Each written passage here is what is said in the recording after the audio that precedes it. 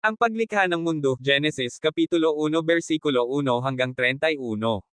Sa simula, nilikha ng Diyos ang langit at ang lupa. Ang lupa ay walang anyo at walang buhay, at ang kadiliman ay nasa ibabaw ng kalaliman. At ang Espiritu ng Diyos ay sumasaibabaw sa ibabaw ng tubig. At sinabi ng Diyos, magkaroon ng liwanag, at nagkaroon ng liwanag. At nakita ng Diyos na ang liwanag ay mabuti, at ibinahagi niya ang liwanag sa kadiliman. At tinawag niya ang liwanag na araw, at ang kadiliman na gabi. At nagkaroon ng gabi at nagkaroon ng umaga, isang araw. At sinabi ng Diyos, magkaroon ng kalawakan sa gitna ng tubig, at ihiwalay nito ang tubig sa tubig. At ginawa ng Diyos ang kalawakan, at ibinahagi niya ang tubig sa ilalim ng kalawakan at ang tubig sa itaas ng kalawakan. At nakita ng Diyos na ito ay mabuti. At tinawag niya ang kalawakan na langit. At nagkaroon ng gabi at nagkaroon ng umaga, ang ikalawang araw. At sinabi ng Diyos, magkaroon ng lupa sa ilalim ng langit, at paghiwalayin nito ang tubig sa tubig. At ginawa ng Diyos ang lupa, at ibinahagi niya ang tubig sa isang dako at ang tuyong lupa sa isang dako. At nakita ng Diyos na ito ay mabuti. At tinawag niya ang tuyong lupa na lupa, at ang katihan ng tubig na dagat. At nakita ng Diyos na ito ay mabuti.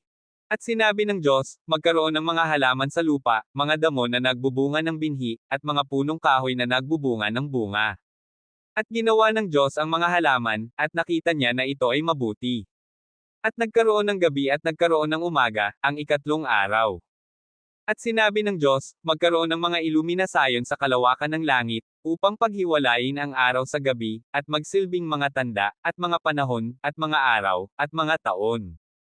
At ginawa ng Diyos ang dalawang malikot na ilaw, ang malaking ilaw upang maghari sa araw, at ang maliit na ilaw upang maghari sa gabi, at ang mga bituin.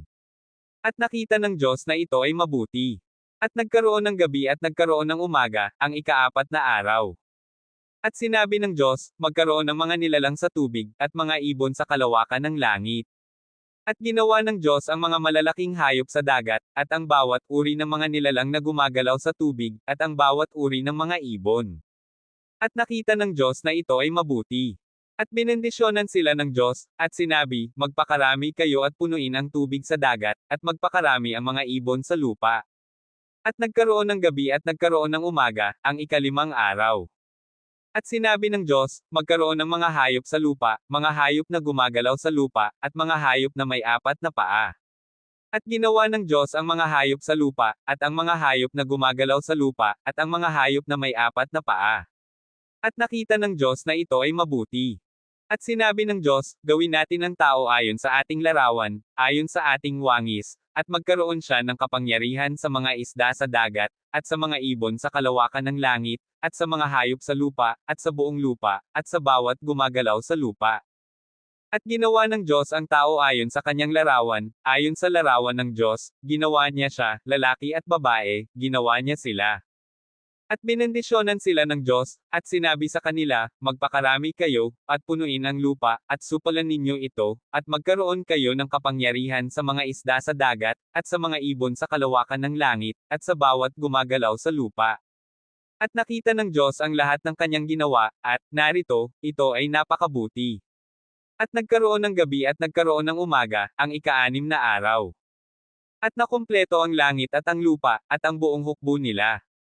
At sa ika-7 araw, natapos ng Diyos ang kanyang gawa na kanyang ginawa, at nagpahinga sa ika-7 araw mula sa lahat ng kanyang gawa na kanyang ginawa.